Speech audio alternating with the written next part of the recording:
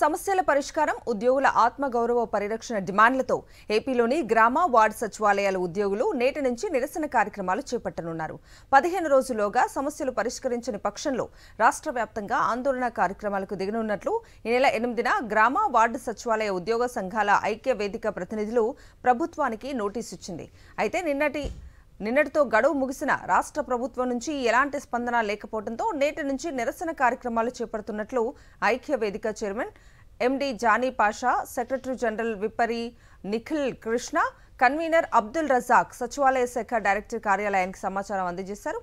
October 5వ తేదీ వరకు ఉద్యమ కార్యాచరణ వివరాలను ఐక్య వేదిక ప్రతినిధులు వెల్లడించారు. ప్రభుత్వం స్పందించుకుంటే విజయవాడలో మరోసారి రాష్ట్ర స్థాయి కార్యవర్గ సమావేశం నిర్వహించి ఉధృతంగా ముందుకు వెళ్లనున్నట్లుగా ఐక్య వేదిక ప్రతినిధులు వెల్లడించారు. సెలవులు, పండుగలు, ఆదివారాల్లో విధుల నుంచి విముక్తి కల్పించాలని గ్రామ సచివాలయాల ఉద్యోగులు డిమాండ్ చేస్తున్నారు. ఇంటింటి సర్వేలు, ఇతర పనుల నుంచి విముక్తి కల్పించాలి అంటున్నారు. తమను మాతృశాఖలకు అప్పగించాలని, నేషనల్ ఇంక్రిమెంట్ మంజూరు చేయాలని కోరుతున్నారు.